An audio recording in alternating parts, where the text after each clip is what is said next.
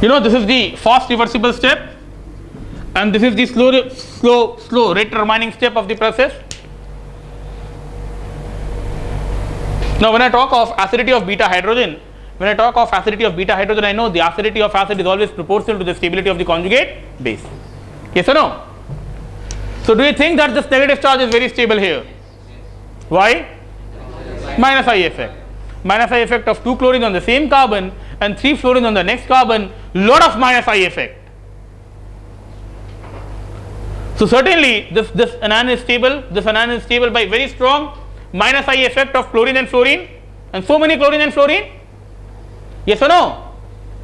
So, because this is very stable by minus I effect, it will have more than enough reasons to lose H plus right in the first step.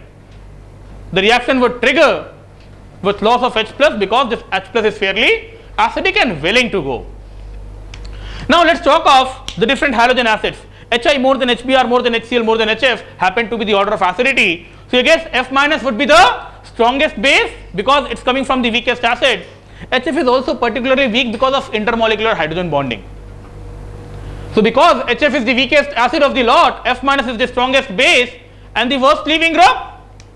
So, with F minus, unlike halides where you associate a good leaving nature, you know F minus as a poor leaving group. So, in a case like this, both conditions are met. Please keep a note of this. Whenever you see an elimination like this, you should straight away write it C1Cb. Hydrogen is very acidic, leaving group is very poor leaving group. Okay? So, this elimination will involve even Cb. So far, so good. Fine. Then, as I said, instead of going into some mundane stuff now, let us talk of a little more demanding issues. We will start with the confusion over whether the mechanism is E2 or even Cb. Yes or no? Because both will have similar rate law expression. You might just want to note down differentiating E2 and even Cb.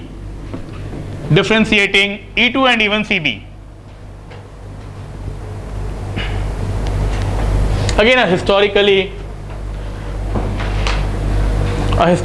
very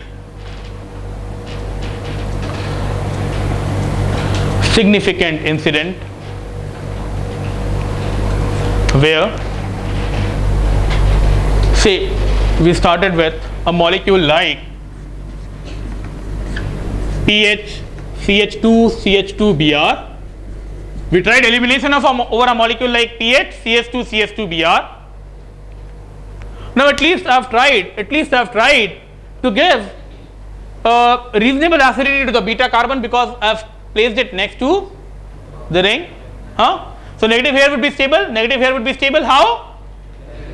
Resonance into the ring. It would go at the ortho and para positions, you know that. So, by keeping phenyl here, I have associated stability to the conjugate anion which would be produced if this carbon is more acidic, and you know this carbon would be more acidic because it would produce a stable carbon ion. So, let us think on those lines. Where because this hydrogen is fairly acidic, again because this conjugate anion is very stable, again because it could get delocalized into the ring, I'll start exploring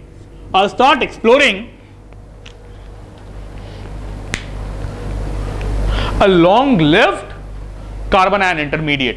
Yes or no? I'll be exploring a long-lived carbon ion intermediate. Now, see, I just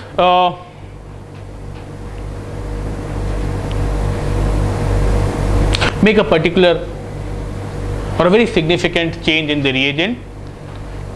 You all know ethoxide. Ethoxide in ethanol could be a pair of base and the solvent. Now, let's use ethoxide not in normal ethanol but in ETOD. not in ETOH but in ETOD. So I'm again using an isotope. I'm using an isotope. Maybe to know more about this mechanism, I'm doing it by labeling or using an isotope.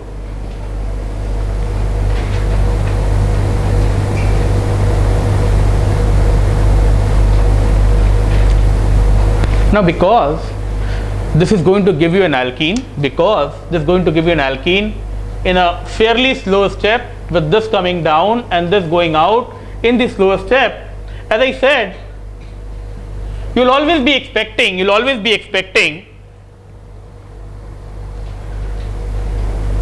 fair amount of this in the medium.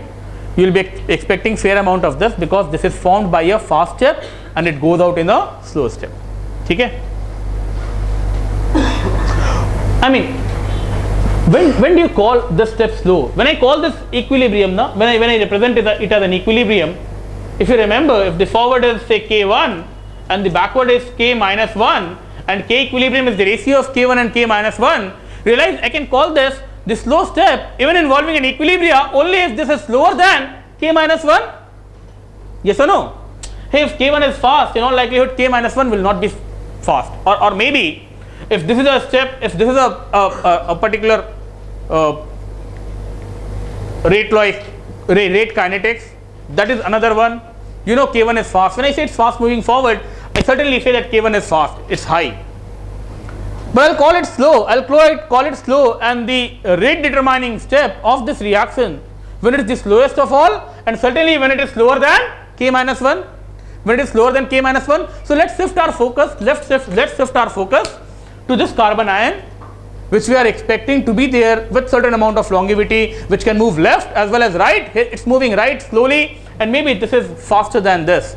This moving back is faster than this. Now, what's this moving back? This reversible equilibria is about losing H plus and gaining H plus, losing H plus and gaining H plus. A medium which contains ETOD, can also furnish D plus. Yes or no? A medium which is containing ETOD, isotopically labeled solvent, can also furnish D plus. Now again, let's shift our focus to this particular molecule. It can move left or it can produce the alkene. Now once it moves left, this step is about, the forward is about losing hydrogen, backward is about gaining that H plus. Realize it can gain D plus as well, it can gain D plus as well. Now if it gains D plus, it would give you pH, CHD, CH2Br. Let me name this species 1, this species 2, this species 3, this is say species 4, and if suppose this undergoes elimination, there could be a species PH, CH double bond CH2. I'll tell you, it's not going to be CH, it's going to be CD. And let me call this species 5. So treating species 1 in a solvent ETOD using a base ETO minus, all these 5 are expected. Yes or no? All these 5 are expected. Now you start expecting 3 similar to 1. Realize the only difference is a protium is exchanged by deuterium. This is called deuterium exchange. This getting converted to this with hydrogen becoming deuterium is called deuterium exchange, and it's going to be a trick, a way of using isotopically labeled solvent, again in an endeavor of predicting the mechanism. Now, have I ever said this before, that between CD and CH, CD has higher bond energy. It differs by almost 5 kilojoules per mole. But the heavier isotope always has higher energy. So CD bond has higher bond energy than CH bond. Now what is bond energy? Again, these are going to be some very basic topics of thermochemistry. Very soon we'll see thermodynamics in chemistry, and again a different topic which will be thermochemistry. We'd want to know that bond energy is the energy supplied to break a bond and energy liberated when a bond is formed. Hana? Bond energy is the energy supplied to break a bond and the energy liberated when a bond is formed. Now whenever I say that CD bond energy is more than CH bond energy, whenever I say that CD bond energy is more than CH bond energy, does it mean that breaking CD bond is more difficult? Does it mean that breaking CD bond is more difficult? And at the same time, does it mean that forming CD bond is more easy? Or in the formation of CD bond, more energy could be liberated, more energy could be liberated. Now realize, converting 1 to 3 would require breaking a bond which is easy to break and forming a bond, breaking a bond which is easy to break and forming a bond which is again easy to form. So converting CH to CD, converting CH to CD is always going to be energetically favorable. क्योंकि CH को तोड़ने में कम energy लगेगा और CD जब बनेगा then more energy would be liberated. Yes or no? If CD bond energy is more than CH bond energy, this means to break CD bond energy, more energy should be supplied. So breaking CD is difficult, breaking CH is easy. At the same time, when CD is formed, more energy is liberated, so forming CD is more feasible than CH. So breaking CH and forming CD is always going to be kinetically favorable. So under these circumstances where a deuterium exchange like this, is expected, it's also energetically feasible. But all of this is possible. What you would want to do now, you'd mix a mixture of these two, you'll have a mixture of these two in a solvent of ETOD, and you'll stop the reaction halfway.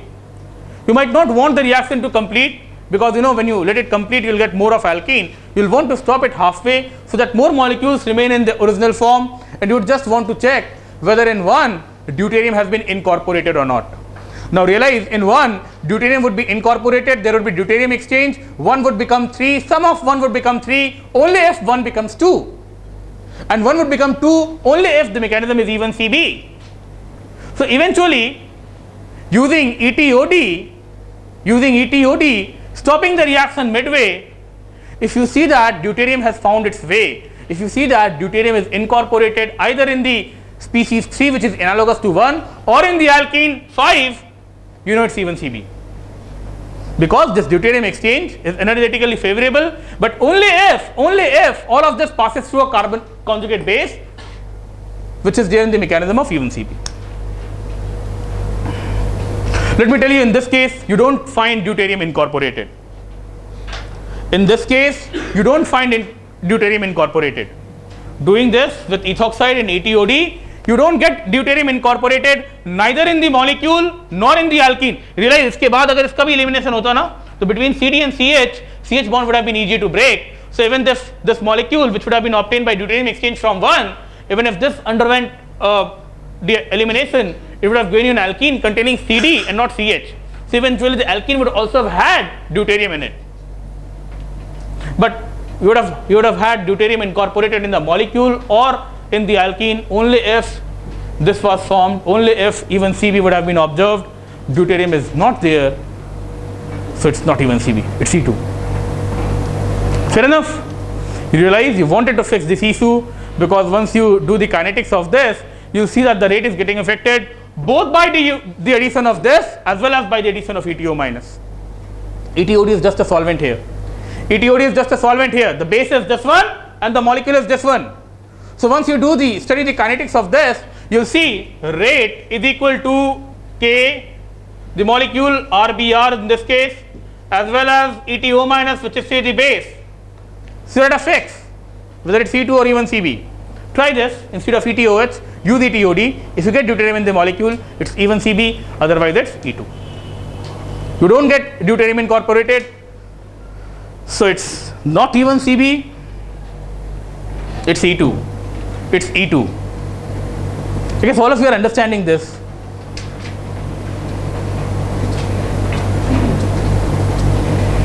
That means I might have to increase the acidity here. That means I might have to increase the acidity here and might have to choose a group which is an even poor leaving group.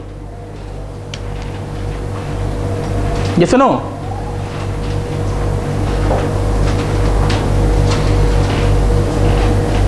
मतलब इसमें अगर 3 और 5 नहीं मिल रहा है, सिर्फ 4 मिल रहा है in the mixture, if you stop it midway, you'll get only 1 and 4. So 1 has not undergone a change. 4 is the only alkene formed. Deuterium has not found its way into the molecule. It's not even Cb. और जब ये E2 है ना, जब ये E2 है, तो इसको क्या फर्क पड़ता है हाइड्रोजन है कि ड्यूटेरियम है? बिकॉज ETO माइनस आएगा. E2 में क्या होता है? One step process. ये आएगा, इसको लेके जाएगा, यहाँ पे जाएगा, ये चला जाएगा. This is E2. So it's not going to bother about whether the solvent is containing deuterium or not. So when you don't find deuterium incorporated, you know it's not even Cb, it's E2 only. Again, to make this even Cb, as I said, I might need to make this carbon more acidic, or I might start with a halide which is having a even poor leaving group. Let's try that. Let's try that. Can I rub this for the time being? I can rub this. And all of you understand that if you had got species like this, you would have known for sure that these two would have been obtained only if this was present, and this would have been present only if even Cb was the mechanism. If nothing of this sort occurs, this means it's not even Cb, it's E2.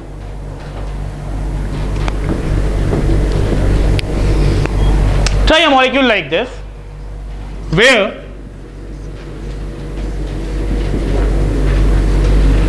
I'm having, say, a couple of nitro groups. I'm having a couple of nitro groups at ortho and para positions. Now, does this increase acidity or decrease acidity? NO2? Increase. Minus I minus R? You recall all those things. At ortho and para only you have resonance operating. NO2 has strong minus I minus R. So this at ortho and para. Hey, you should know this. ये negative ortho para पर आता है. नाइट्रोने से क्या होता है? और अंदर चला जाता है तो resonating structure, number of structures increase, है ना? So this would increase the acidity of this hydrogen, and let me have, say, our favorite fluorine, which is a very poor leaving group. Now try ETO minus with ETOD. You'll see if it stopped midway, this would have had its hydrogen exchange with deuterium. The final alkene would have had deuterium here. That would mean a molecule like this is undergoing even Cb. A molecule like this is undergoing even Cb, and it has just required you more minus I minus R groups to increase the acidity around this carbon, and a group which is an even poor leaving group, so that E2 is shut down and even Cp is thought of. Even Cb is thought of, or even Cb is executed. I guess it's comfortable with all of you. इसमें करो ETO minus ETOD, यहाँ पे deuterium आ जाएगा, and the final alkene will also contain deuterium. इसका मतलब है deuterium आया क्योंकि ऐसा नेगेटिव बना, इसी में ड्यूटेरियम लग सकता है, और ये कॉन्जुगेट बनेगा तभी जब इवन Cb मैकेनिज्म होगा. So deuterium incorporation in a trick like this would help you move over the 6, that whether it's E2 or even Cb. Can move on? You can move on.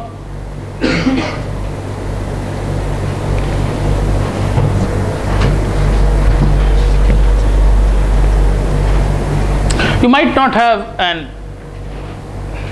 a complete experimental setup like this given in the problem, but these ideas are going to stay with you. In all likelihood, given the recent IIT JEE papers, there would be applications on these thoughts which would be much trivial, provided these classical illustrations now are properly understood by you. All right.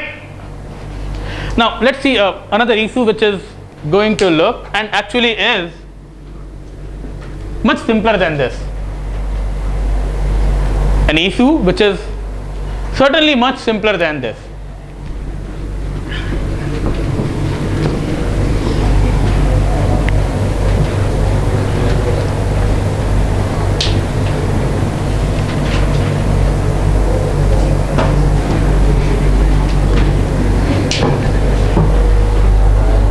Now, say I have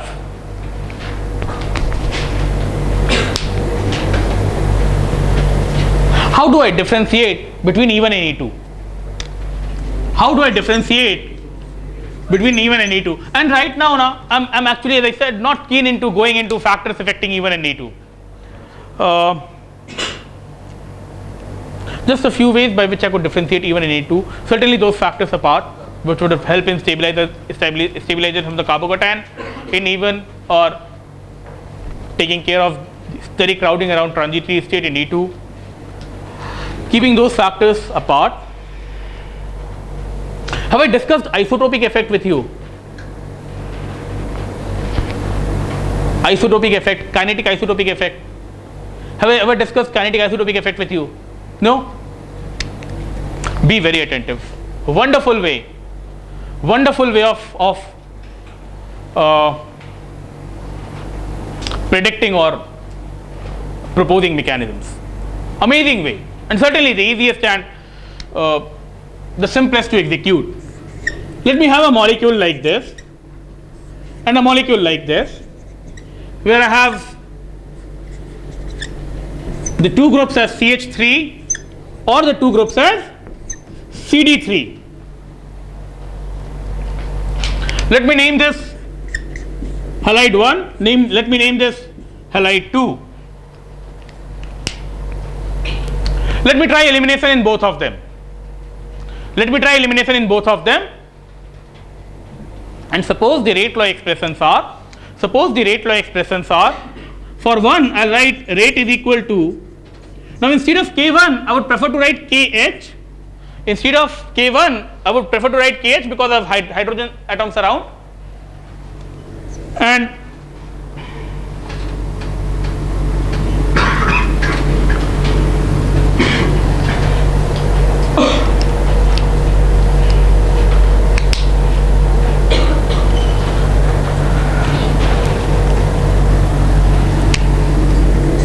let me leave this a little open-ended for the time being. It could be order 1 or order 2. In the second case, suppose its rate is equal to Kd, and then you have these molecules. It could be again unimolecular or bimolecular. Now, hello.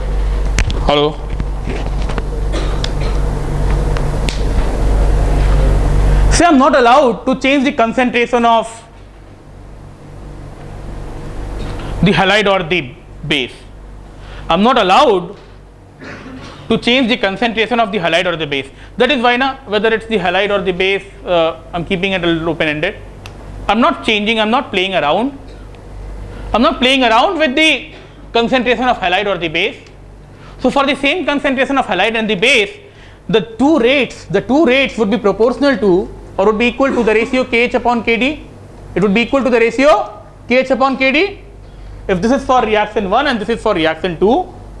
Reaction 1 where you have all the CH3 and reaction 2 where you have all the CD3. It's again another application of using isotopes. Then if I am not allowed to play around the concentration of halide and the base, do all of you agree that R1 upon R2 would be equal to KH upon KD? Would be equal to KH upon KD? Yes or no? Would be equal to KH upon KD? Now, rate constants are eventually the rate of the reactions working with 1 mole or unimolar amount of the species around, irrespective whether it's order 1, 2, 3 or n. You can define rate constant as the rate of the process working with unimolar amount of the different species or reactants. Now, suppose just exchanging hydrogen with deuterium, I'm having a significant difference in rate. Exchanging hydrogen with deuterium, I'm having a significant difference in rate. In any case, what do you guess? Between R1 and R2, which should be higher? Between R1 and R2, which might be a higher rate? R1. Okay? You guess R1 is having a higher rate because eventually it would be involving breakage of hydrogen or deuterium. Hey, you know this. Carbon deuterium bond has higher bond energy than carbon hydrogen bond. Carbon deuterium bond has higher bond energy than carbon deuterium bond has higher bond energy than carbon hydrogen bond. So certainly ये bond तो तोड़ना ही पड़ेगा ना, sooner or later. This is the beta deuterium, this is the beta hydrogen. So sooner than later these bonds will have to be broken. Because deuterium carbon deuterium bond has higher bond energy, you'll expect that the rate of the second reaction would be less. The rate of the second reaction would be less. Now if R1 and R2 differ considerably, if R1 and R2 differ considerably, that means the ratio KH upon KD is much more than 1. In other words, if this R1 is much more than R2, by replacing hydrogen with deuterium, you are observing a significant drop in the rate. What do you conclude, E1 or E2?